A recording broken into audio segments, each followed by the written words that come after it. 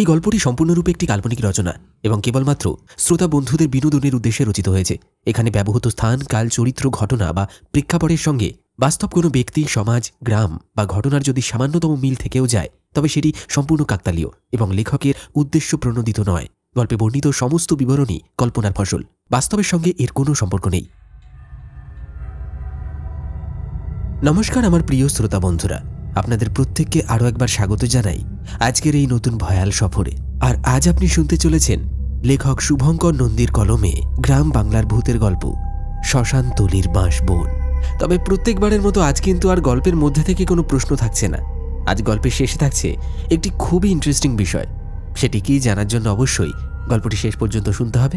আর হ্যাঁ, আপনারা যারা যারা গত এপিসোডে কমেন্ট করেছিলেন সঠিক উত্তর লিখে, তাদের নাম আজকের গল্পের শেষে ঘোষণা করব।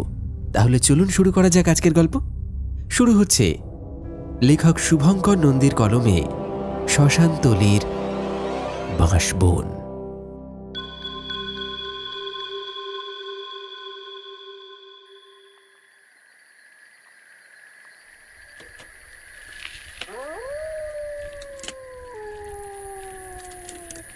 ভাদ্রের অমাবস্যা, সন্ধ্যের নোনতা গন্ধ আর ভিজে মাটির কুয়াশা মিলেমিশে এক অচেনা অন্ধকার। রামু সাইকেলের হ্যান্ডেলে টর্চ বেঁধে কাঁধে ভেজা গামছা ফেলে ধীরে ধীরে গ্রামের পথ ধরেছে। বিকেলে এক পশলা বৃষ্টি গড়িয়ে গেছে মাঠের বুক বেয়ে। কাদায় ভেঙে চুড়ে গেছে কাঁচা রাস্তা। মাঝে মাঝে প্যাডেলে চাপ দিলেই চাকা ফসকে যায়। টর্চের আলোটি সরু সাদা ছুরির মতো কাদা, জল, ঝোপঝাড় আর ডোবার কিনারা ছুঁয়ে ছুঁয়ে এগোয়। আলো যত দূর যায় তারপরে আবার অব্যবহৃত অন্ধকার, নীরব আর স্থির। একখানা নীলরঙা প্লাস্টিকের থলে হ্যান্ডেলে বাঁধা, তার ভেতরে ননীগোপালের দোকান থেকে কেনা টুটায়ের নতুন জামাটা আছে। এইমাত্র হাতে পেয়েছে মাহিনার টাকা। আজ যে দামে জামাটা কিনলো অন্য সময় হলে সাহস করত না, তবু কেনার মুহূর্তে মনে পড়ে গিয়েছিল ছেলের উচ্ছ্বাস। বাবা, এবার পুজোয় আমার জামাটা কিন্তু ভীষণ ঝকঝকে চাই। সেই কথা মনে পড়তে ঠোঁটের কোনায় রামুর আলগা হাসি ফুটে ওঠে। গুনগুন করে এক ফালি সুর ভেসে আসে, অস্পষ্ট, দমে দমে, যেন অন্ধকারে পথ চলার তাল রাখার জন্যই কেবল।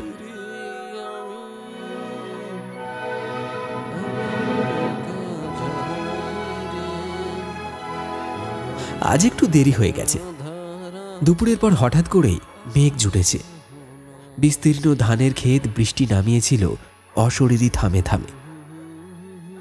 সেই বৃষ্টির বেগে কারখানা থেকে বেরোতে পারেনি। ঠাকুর ঘরের মাটি নরম, বাঁশের ষাঁটটিও কাদা লেগে ভারী। এদিকে দুর্গাপুজো সামনেই। কুমোরদের রাত জেগে কাজ। মূর্তির চোখ টানা, খিল, কাঠামো, খড়ের দেহে মাটি তোলা, সবই যেন সময়ের সাথে লড়াই। রামু সেখানে কাজ করে কর্মচারী হিসেবে।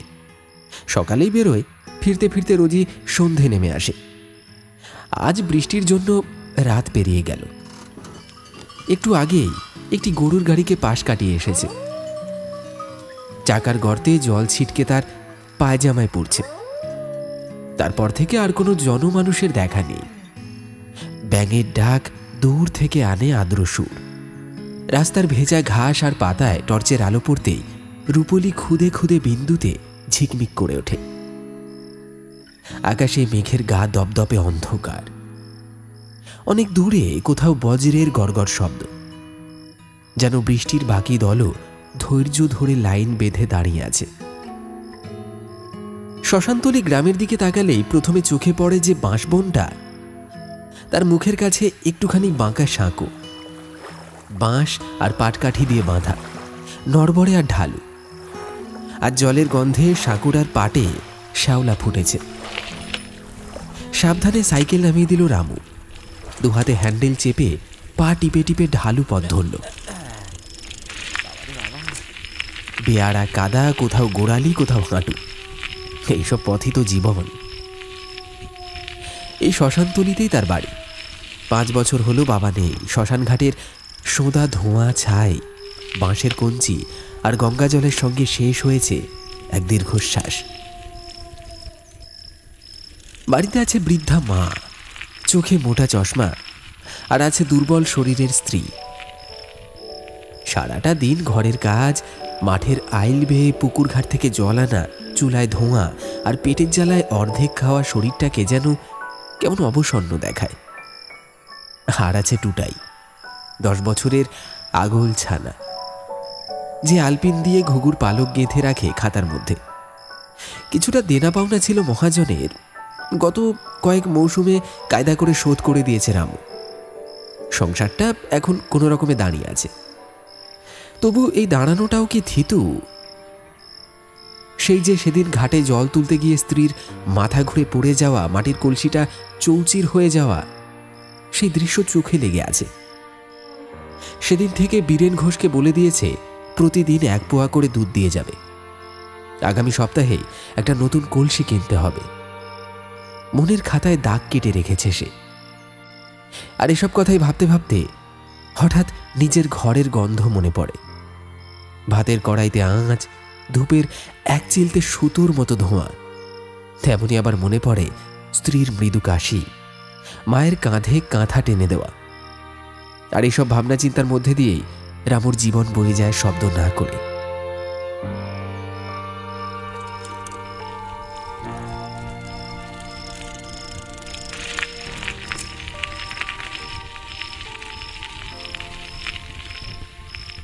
একসময় বাঁশবনটার সামনে এসে থামল সে। বাঁশের পাতার ভেজা গন্ধ চেনা, অথচ আজ যেন অচেনা। ঘন হয়ে ঝাঁপিয়ে পড়ল বুকে। বাতাস নেই, তবু সরু সরু পাতারা কোথাও একটা টুকটুক শব্দ করছে। সেই শব্দটা রামু যে এর আগে কতবার শুনেছে তার ইয়ত্তা নেই। রাত বাড়লে, বৃষ্টি গেলে বাঁশের গিঁটের ভেতর জমে থাকা জল ফোঁটা ফোঁটা হয়ে পড়ে, পাতার অগভীর পেয়ালায় টুংটাং করে ওঠে। তবু এই বনটার কথা নিয়ে গ্রামে কুকথা আছে। মদন খুড়ো আড্ডায় বলেছিল, রাত দুপুরে শুনি শত শত মানুষের পায়ের শব্দ, যেন দল বেঁধে কেউ এগিয়ে আসছে। কথা নাকি রসের, তবু শোনার মুহূর্তে কেমন যেন শিরশির করে ওঠে মেরুদণ্ড। রাতের গা ছমছমে। ভেতরে তাকালেই বুঝি মনে হয় যেটুকু পথ দেখা যাচ্ছে তারপরেই আরো একটা পথ আছে। মানুষের পায়ের ছাপ পড়ে আছে সেখানে, কিন্তু দেখা যায় না। রামু এসব কথা শুনে হেসেছিল। তবু আজ অমাবস্যার এই ভেজা রাতে অকারণেই টর্চের আলোটা আরো একবার শুরু করে বাঁশপাতার ফাঁক ফোঁ করে ছোঁয়ালো। আলো গিয়ে পড়তেই গুঁড়ি গুঁড়ি কুয়াশা যেন সরে দাঁড়ালো, আর বনের অন্দরটা হয়ে উঠল আরো অন্ধকার। জয় মা দুর্গা, ঠোঁট নেড়ে নিঃশব্দে উচ্চারণ করল রামু। মানুষের অভ্যেস, ভয়ের সঙ্গে নাম জুড়ে দেওয়া। টর্চের আলোর বৃত্তটাকে একটু সামনে রেখে সে প্যাডেলে পা দিল আবার।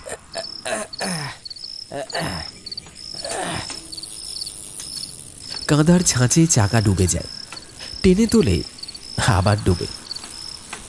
দূরে খালের জল কালো কাঁচের মতো স্থির। মাঝে মাঝে বরফ ঠান্ডা হাওয়া গা ছুঁয়ে যায়। মনে হয় কেউ কাছে দাঁড়িয়ে আছে, অথচ কেউ নেই। হঠাৎ দুপাশের ঝোপ থেকে চামচিকের দল উঠে মাথার উপর দিয়ে কাঁপতে কাঁপতে চলে গেল। টর্চের আলোয় তাদের ডানার ভেতরটা সাদা ঝিলিক দিয়ে উঠল এক মুহূর্ত, আর পরক্ষণেই সব গিলে ফেলল রাত। রামু তখনও ভাবছে আগামী সপ্তাহে মাটির কলসিটা কেনা জরুরি। বীরেন ঘোষের দুধটা মা ছেলের কাজে লাগে। স্ত্রীর শরীর যদি একটু ভর পায়, পুজোর সময় তবে ঠাকুর দর্শনে যেতে পারবে টুটাইকে নিয়ে। টুটাইয়ের জামাটা মনে হতেই সে থলের গিটটা আরেকবার হাত বুলিয়ে দেখল। ছেলেবেলার কোনো অচেনা পুজোর গন্ধ মিশে আছে যেন। এসব ছোট সুখেই কি মানুষ বাঁচতে পারে না? বড় সুখ তো হাতের নাগালে আসেই না।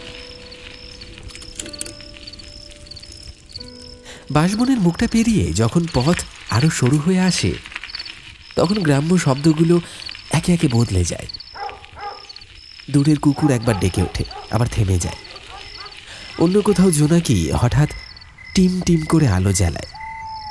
আলোক বিন্দুগুলো যেন টর্চের আলোকে নাকচ করে নিজেদের ভাষায় বলে, আমরাই রাতের প্রকৃত আলোক। রামুর কানের কাছে নিজের শ্বাস প্রশ্বাসের শব্দ, সাইকেলের চেনের ঘর্ষণ আর টায়ারের কাদার কচকচ। মনে হলো এইসব শব্দই আজ তার সঙ্গী। মানুষ কোথায় আর জনপথই বা কোথায়? গ্রাম বাংলায় সন্ধে নামলেই তো সবাই ঘরে ঢুকে যায়। চুলোর ধোয়া, ভাতের হাঁড়ি, পানের বাটা, শিশুর কান্না, এইসবের ভেতরেই জীবনের নিজস্ব উষ্ণতা। বাইরে তখন শুধু পথ, ভেজা গাছ আর রাতের স্থিরতা। শ্মশানতলী নামের মধ্যেই একরকম শীতল ছায়া। এই গ্রামে ঢোকার মুখে বাঁশবন, তারপরে ডান দিকে শ্মশান ঘাট, কয়েকখানা কালো পাথরের চিহ্ন, মাঝে মাঝে ফুলের শুকনো পাপড়ি উড়ে এসে পথের ধারে পড়ে। বৃষ্টি হলে জলের রেখা কাটা পড়ে ছাইয়ের উপর। সেই দাগগুলো দেখলেই বোঝা যায় কে যেন অল্পক্ষণ আগেই এসে আবার চলে গেছে। রামু এসব দেখেই বড় হয়েছে, তাই শ্মশান তাকে ভয় দেখায় না। মানুষ জন্মায়, মানুষ মরে। তারও বাবা এখানেই ঘুমাচ্ছেন 5 বছর ধরে। সে জানে ভয়টা অন্য কোথাও থাকে, অজানা কোনো অসুখে, টাকার টানাটানিতে বা টুটাইয়ের চোখ ভরা আবদারে।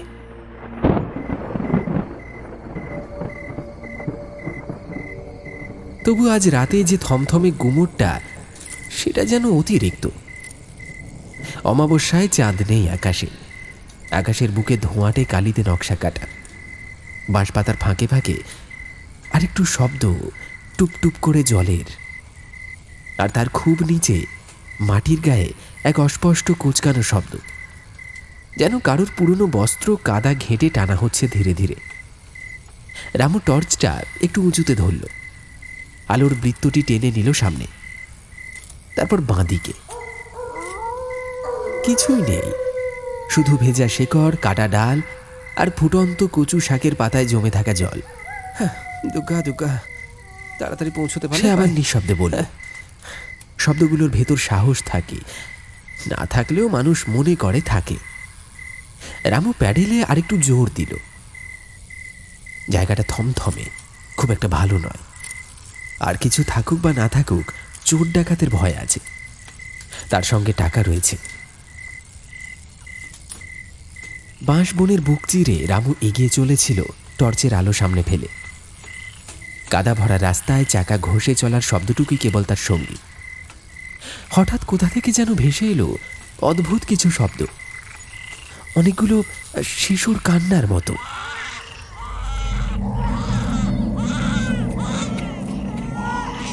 মৃদু, অথচ কেমন যেন বুক কেঁপে ওঠে শোনা মাত্রই। সেই কান্না মুহূর্তের জন্য চারিদিক ভরিয়ে তুলল, আর তারপরেই মিলিয়ে গেল অদৃশ্য হয়ে। চারপাশে ভেজা পাতার ফোঁটা ফোঁটা শব্দ ছাড়া আর কিছুই নেই। নেই কোনো কান্নার প্রতিধ্বনি। রামু সাইকেলের হ্যান্ডেলের টর্চ চাপা দিল আরো শক্ত করে। মনে মনে ভাবল, বোধহয় মনের ভুল, রাতের বেলা এমনটা হতেই পারে।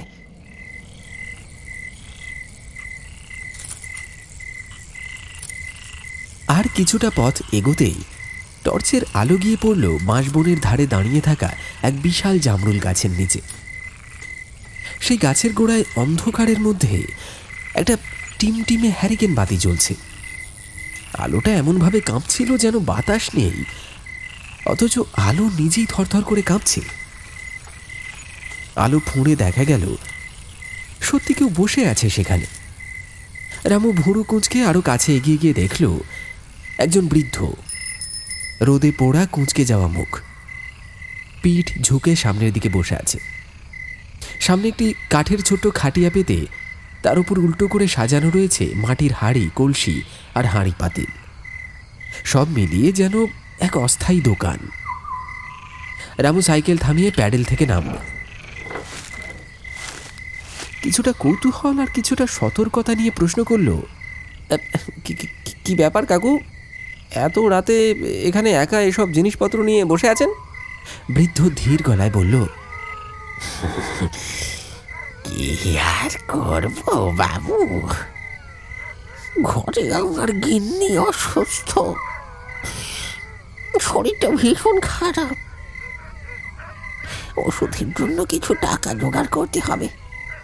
তাই দূরের গ্রাম থেকে কিছু মাটির জিনিস নিয়ে বেরিয়েছি।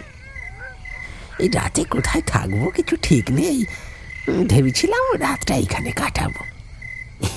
যে একটা তিরপল এনেছি, পেতে দিতে হবে খাটিয়ার উপর, তারপর তলায় শুয়ে পড়ব। বৃদ্ধের কণ্ঠে ছিল কেমন যেন একটা ক্লান্ত অথচ নিষ্পৃহ সুর। রামুর মনে অস্বস্তি হলো। বলল, তা এখানে বসে থাকা ঠিক নয় কাকু, এইসব নির্জন জায়গা রাতে ভালো নয়। আপনি বরং গ্রামের ভেতরে গিয়ে উঠুন, আমাদের চণ্ডী মণ্ডপ আছে, সেখানে আশ্রয় পেতে পারেন। আর এইসব জায়গা তো হিংস্র জানোয়ারেরও কমতি নেই। বৃদ্ধ হেসে উঠল। সেই হাসিটা ম্লান আলোয় কেমন যেন শিরশির করে উঠল রামুর গায়ে। বৃদ্ধ বলল, প্রাণের মায়া করি না বাবু, এই জীবনটা আর কত সামলাবো, এত দুঃখ এত জ্বালা সহ্য হয় না। প্রাণটা যদি একদিন যেতেই হয়, যাক না, হয়তো তখনই শান্তি মিলবে। তবে দেখুন, আপনার কিছু দরকারি জিনিস লাগে কিনা একটিবার দেখে নিন না। রামুর বুকটা যেন হঠাৎ একটু নরম হয়ে এলো। মনে পড়ল বাড়িতে ভাঙা কলসির কথা। সত্যি তো, একটি মাটির কলসি তার এখনই দরকার। হাতে আজ মাহিনার টাকা রয়েছে, বৃদ্ধর কাছ থেকে কিনে নিলে তারও বিক্রি হবে আর নিজের প্রয়োজনটাও মিটবে।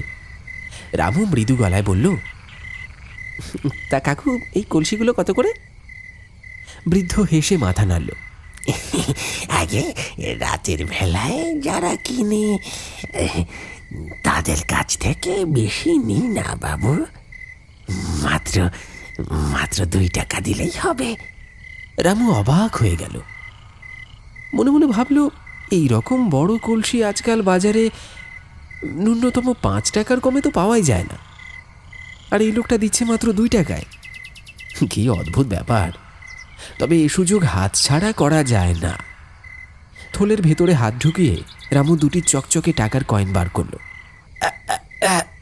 দাঁড়ান দাঁড়ান, এই 1, 2, এই নিন। তারপর এগিয়ে দিল বৃদ্ধের দিকে। বৃদ্ধের মুখে হঠাৎ করেই অদ্ভুত এক হাসি ফুটে উঠল।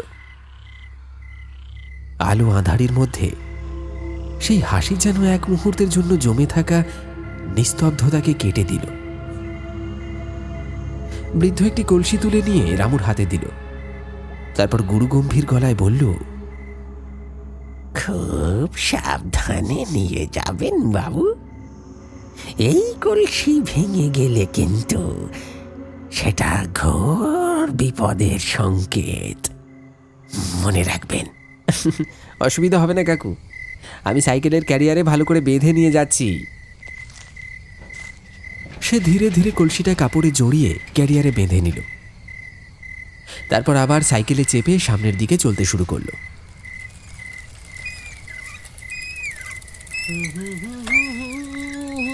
পেছনে রয়ে গেল বৃদ্ধ, সঙ্গে তার খাটিয়া আর টিমটিমে হ্যারিকেনের আলো, আর কেমন যেন একটা থমথমে বাঁশ বনের ছায়া।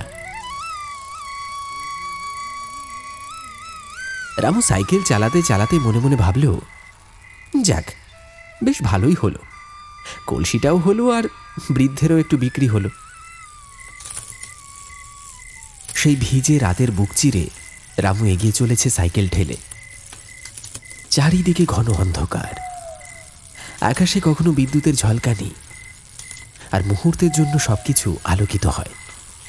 তারপরেই আবার তমসার গহ্বর। পথের বাঁ পাশে গর্জন করছে বাঁশবন, ডান দিকে বিষহরী ঘাটের জলরাশি, আর তারপরে সারি সারি মাঝির নৌকা বাঁধা। বিদ্যুতের আলোয় ক্ষণিকের জন্য ভেসে ওঠে কালো ছায়ার মতো। একসময় হঠাৎ রামুর বুকটা যেন ধড়াস করে উঠল। টর্চের আলোটা সামান্য পাশের বাঁশবনে গিয়ে মৃদু আলোকিত করেছে, আর মনে হলো মাটির উপর ভিজে বাঁশপাতার বিছানার উপর যেন সারি সারি মানুষের মাথা। কিন্তু শরীর কোথায়? নেই, যেন গলা অবধি মাটির নিচে পোঁতা। শুধু মুখগুলো মাটির উপরে বেরিয়ে আছে। সেই মুখের চোখগুলো নিঃশব্দে তাকিয়ে আছে তার দিকেই। শ্বাসরোধ করা সেই দৃষ্টিগুলোতে কি এক অচিন ভয়, যেন মৃত মানুষের চোখ ফিরে এসেছে কেবল তাকানোর জন্য। রামুর গলা শুকিয়ে কাঠ। কাঁপতে কাঁপতে টর্চের আলোটা আবার বাঁশ বনের ভেতরে ছুঁড়ে দিল। আর কিছুই নেই, শুধুই অন্ধকার, ভিজে মাটি আর কেঁপে ওঠা পাতার ছায়া। বুকের ভেতরটা ধপধপ করছে। সে নিজেকে বোঝালো, না না, এ নিশ্চয়ই মনের ভুল। সাইকেলের প্যাডেলে চাপ দিল, কিন্তু পথ ভারী, কাদা জমে পা টেনে নামিয়ে দিচ্ছে। কিছু দূর এগোতেই আবার সেই ভয়াল অনুভূতি। রামুর মনে হলো অসংখ্য মুখ তাকিয়ে আছে তার দিকে। মাটির উপর সারি সারি মাথা। ঠান্ডা চোখগুলো এক মুহূর্তের জন্য টর্চের আলোতে ফুটে উঠছে, আবার মিলিয়ে যাচ্ছে। কাঁপা কাঁপা হাতে টর্চটা বাঁশ বনের দিকে ফেলতেই এবার সত্যি সে দেখল শত শত উল্টো করে রাখা মাটির কলসি, একটার পর একটা সারিবদ্ধভাবে সাজানো, যেন কেউ অনেক পরিশ্রম করে রেখেছে ওগুলোকে। রামুর মনে হলো বুকের ভেতর শ্বাস আটকে আসছে। হঠাৎ হঠাৎ সাইকেলটা যেন ভারী হয়ে গেল, এগোতেই চাইছে না। প্যাডেলে চাপ দিল, কিন্তু কিছুতেই উঠল না। দেখলো চেনটা পড়ে গেছে। পা নামিয়ে দাঁড়িয়ে পড়ল সে। মনে হলো বুকের ভেতর হৃৎপিণ্ডটা কয়েকশো গুণ জোরে ধকধক করছে, যেন ফেটে যাবে, বেরিয়ে আসবে। আতঙ্কে আবার আলো ফেললো বাঁশ বনের ভেতর, আর এবার স্পষ্ট হলো ওগুলো কেবল কলসি নয়। একটু আগেই যে মাথা বলে ভুল করেছিল, আসলে সেই কলসিগুলোই সেই মাথা। কিন্তু এবার ঘটল আরো ভয়ঙ্কর ঘটনা। দূরে কোথাও থেকে শত শত শিশুর কান্নার শব্দ ভেসে আসতে লাগলো। সেই কান্নায় ছিল না কোনো স্নিগ্ধতা, ছিল কেবল ভয়ানক এক অলৌকিকতা, যা যে কোনো মানুষের হাড়ের মজ্জা পর্যন্ত ঠান্ডা করে দিতে পারে।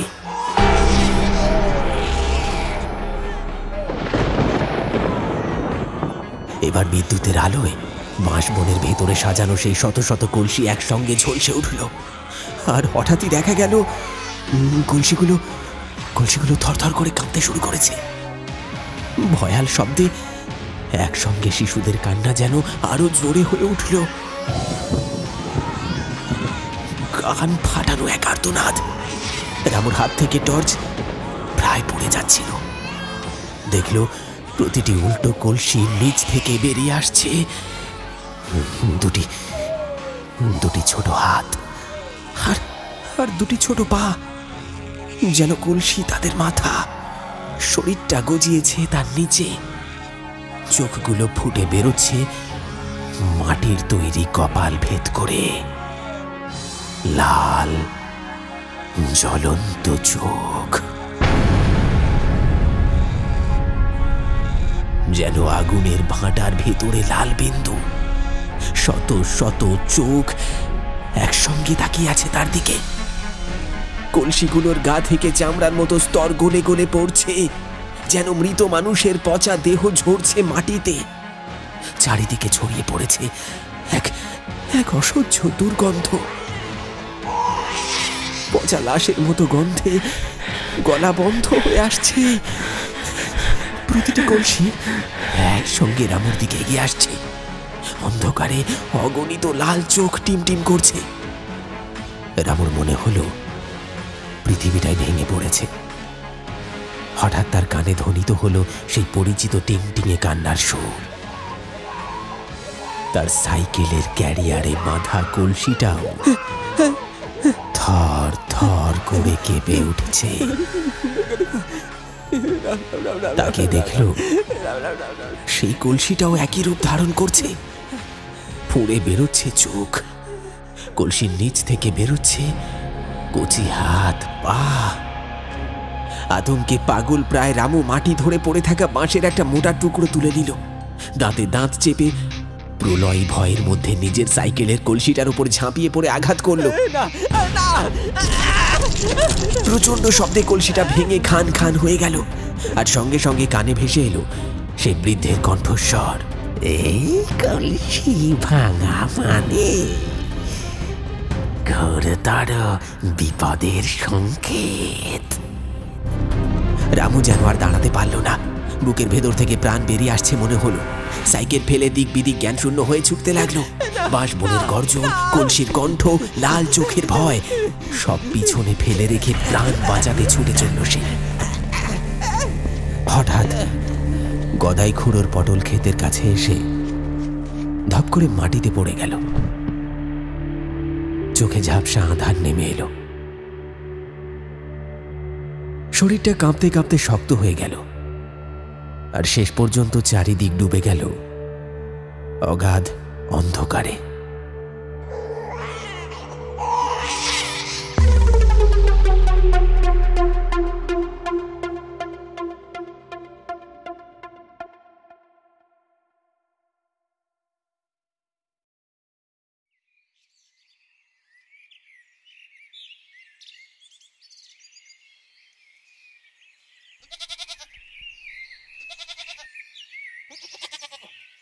রামুর জ্ঞান ফিরল ভোরের দিকে। চোখ খুলতে দেখল সে শুয়ে আছে নিজের বাড়ির দাওয়ায়। মাথার পাশে প্রদীপের আলো দপদপ করছে তখনও। তার স্ত্রীর মুখটা ঝুঁকে আছে তার উপরে। চোখে অশ্রুর রেখা, ঠোঁট কাঁপছে দুশ্চিন্তায়। একপাশে বাঁশের মোড়ায় গম্ভীর হয়ে বসে আছেন মদন খুড়ো। মনে এক অদ্ভুত শূন্যতা, চোখে অনিশ্চয়তার ছাপ। রামুর গলা শুকিয়ে কাঠ। ভাঙা ভাঙা স্বরে বলল,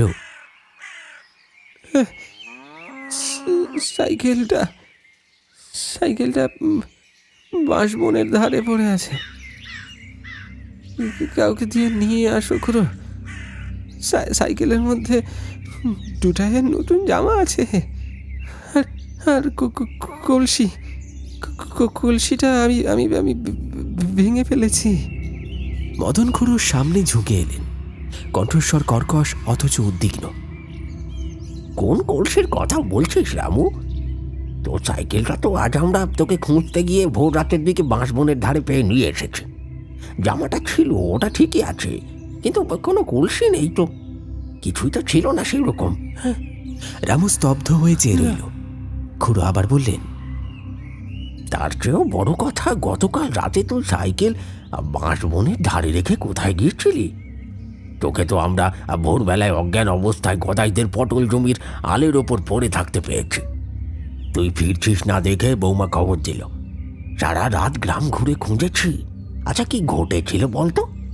রামুর চোখ বড় বড় হয়ে উঠল। গলাটা শুকনো, কাঁপা কাঁপা স্বরে সে পুরো রাতের ঘটনাটা খুলে বলল। বাঁশবনের ধারে সেই বৃদ্ধ, কলসির দোকান, টিমটিমে হ্যারিকেন, আর সেই শিউরে ওঠা ভয়াবহতা, সবকিছু। মদন খুড়ো মন দিয়ে শুনলেন, তারপর ধীরে ধীরে গম্ভীর হয়ে বললেন, কি সাংঘাতিক কাণ্ড বাঁধিয়েছিস রামু। তোকে বারবার বুঝিয়েছি রাত করে একা ফিরে একেবারে উচিত নয়। আজ থেকে 40 বছর আগে এই অঞ্চলে ভয়ানক মহামারী হয়েছিল। তখন তুই তোর মায়ের পেটে। আশেপাশের 10 গ্রামের অসংখ্য মানুষ মারা গিয়েছিল, বিশেষ করে অনেক শিশু। অপরিণত দেহগুলো নিয়ে কিছু করার উপায় ছিল না। সে সময় লোকেরা সেসব ছোট্ট দেহ মাটির কলসিতে ভরে নদীতে ভাসিয়ে দিয়েছিল। অসংখ্য কলসি গিয়ে আটকে ছিল আমাদের ওই বিষহরি ঘাটের ধারে, শ্মশানের পাশে। আজও অনেক রাতে বাঁশবনের ভিতর থেকে শোনা যায় মানুষের পায়ের শব্দ। এ কথা তোকে আগেও বলেছি এবং গ্রামের অনেকেই বলে। মাঝে মাঝে দেখা যায় শত শত কলসি সাজানো রয়েছে মাটির ওপর, আর সেই কলসির ভেতরেই বন্দী হয়ে আছে মৃত শিশুদের কান্না।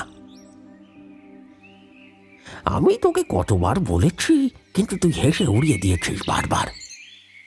একটু থেমে খুড়োর গলাটা যেন আরো ভারী হয়ে উঠল। শোনা যায় সেই সময় এক বৃদ্ধ লোভে পড়ে কলসিগুলো কুড়িয়ে নিয়েছিল, বাচ্চাগুলোকে জলে ফেলে দিয়েছিল। তারপর সেই খালি কলসিগুলো বিক্রি করতে চাইছিল।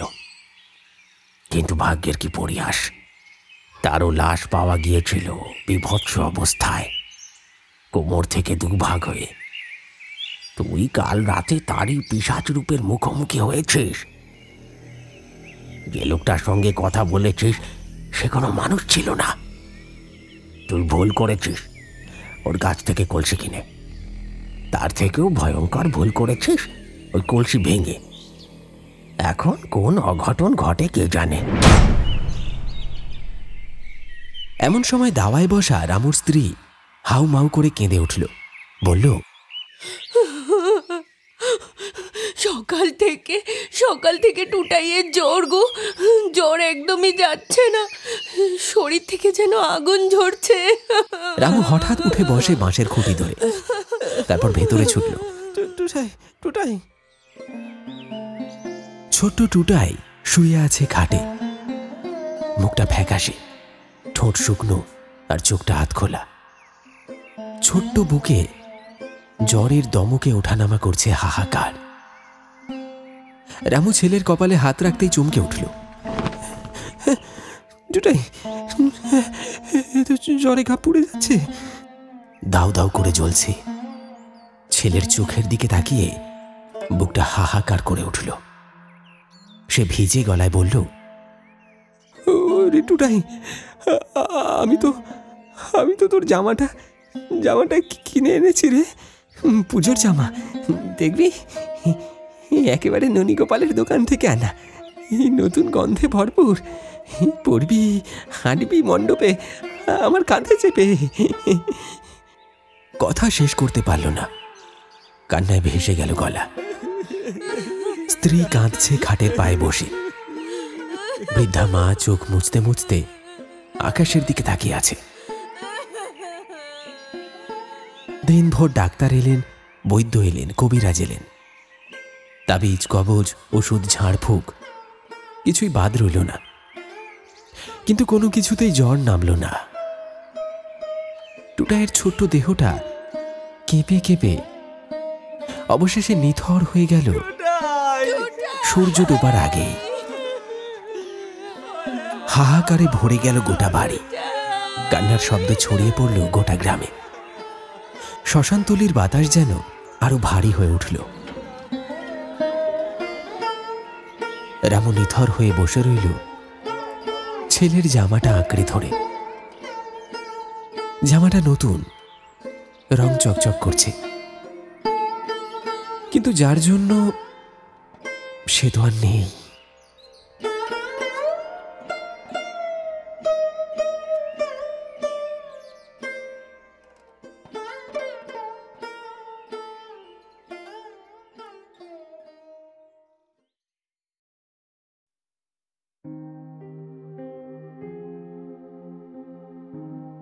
কেটে গেল 5টা বছর। সময়ের সঙ্গে সঙ্গে ক্ষতের দাগ শুকিয়েছে, তবু বুকের ভেতরকার শূন্যতা আগুনের মতো জ্বলছে। অবশেষে রামুর স্ত্রীর আবার সন্তান হল। ঘরে দাইমা, কড়াই চুলির আঁচ, ধূপের ধোঁয়া, আর বাইরে দাঁড়িয়ে রামু শ্বাস আটকে অপেক্ষা করছে।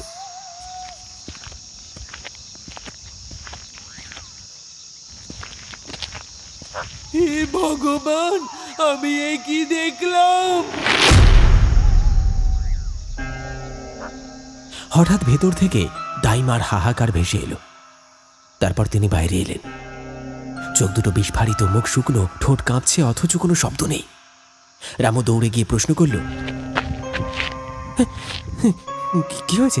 কি হয়েছে দাইমা? কি হয়েছে? কোনো উত্তর এলো না। সরো সরো। আতঙ্কে রামু নিজেই দরজা ঠেলে ভেতরে ঢুকল।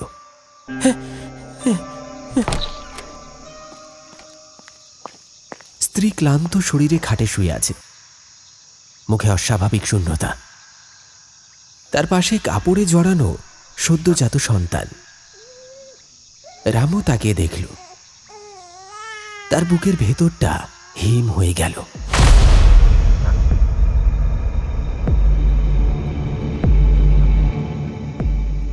আত্মা যেন দেহ ফুঁড়ে বেরিয়ে আসতে চাইল। শিশুটির শরীর অস্বাভাবিক ছোট, হাত পা কুঁকড়ে আছে, প্রায় হাড় সর্বস্ব। অথচ মাথাটা ভয়ঙ্করভাবে বড়, বড়, গোল আর থলথলে, ঠিক যেন উল্টে রাখা একটা মাটির কলসি। সেই মাথার তলায় ছোট ছোট চোখ দুটো অস্বাভাবিকভাবে জ্বলছে, ফ্যাকাশে অথচ তীক্ষ্ণ। রামু হুঁশ হারিয়ে দাঁড়িয়ে রইল। বাইরে তখন বাতাসে বাঁশ পাতার টুকটুক শব্দ, যেন শত শত কলসির ভেতর থেকে আবার ভেসে আসছে শিশুদের কান্না।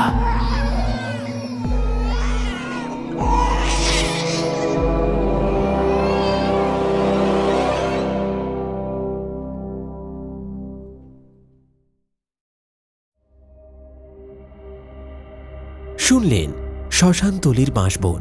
আমাদের আজকের নিবেদনের এই গল্পটি আপনার কেমন লাগলো অবশ্যই কমেন্টে লিখে জানাতে ভুলবেন না কিন্তু। আর যেমনটা গল্পের শুরুতে বলেছিলাম, আজ গল্পের শেষে থাকছে ইন্টারেস্টিং কিছু। আর সেটি হচ্ছে, আজ আপনার জন্য থাকছে একটি ধাঁধা। সেই ধাঁধা সলভ করে আপনার নামের সঙ্গে, আপনার সম্পূর্ণ নামের সঙ্গে কমেন্ট বক্সে লিখে জানাতে ভুলবেন না কিন্তু। কারণ আগামী গল্পে সঠিক উত্তর দেওয়া আপনাদের মধ্যে থেকে কয়েকটি নাম আমি বাছাই করে নেব। আর আজকের ধাঁধাটি খুব মনোযোগ সহকারে শুনবেন।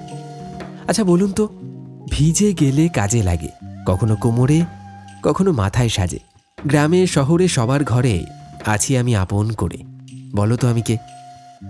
আবার বলছি, ভিজে গেলে কাজে লাগে, কখনো কোমরে কখনো মাথায় সাজে, গ্রামে শহরে সবার ঘরে আছি আমি আপন করে, বলো তো আমি কে? সঠিক উত্তর কিন্তু আপনার নামের সঙ্গে কমেন্ট বক্সে লিখবেন অবশ্যই। আর এবার থেকে আমাদের 3টি চ্যানেলেই প্রত্যেক গল্পের শেষে একটি মজাদার ধাঁধা থাকবে আপনার জন্য, যার সঠিক উত্তর আপনাকে সলভ করে কমেন্ট বক্সে লিখে জানাতে হবে।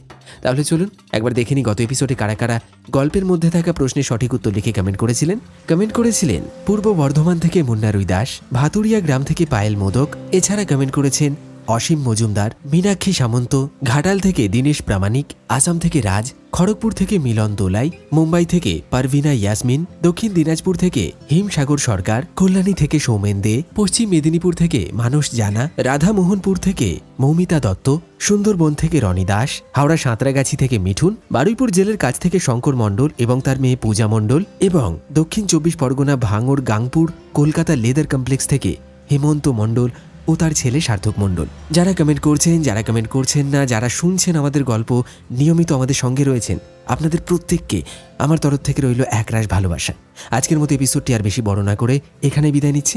আবার দেখা হচ্ছে টান টান উত্তেজনায় পরিপূর্ণ রোমাঞ্চকর এক ভৌতিক গল্পের সাথে আগামী এপিসোডে। ততক্ষণের জন্য সবাই সঙ্গে থাকুন এবং আমাদের আরও 2টি চ্যানেল গপ্পখোর এবং অল ডে সাসপেন্সকে সাবস্ক্রাইব করতে ভুলবেন না। ধন্যবাদ।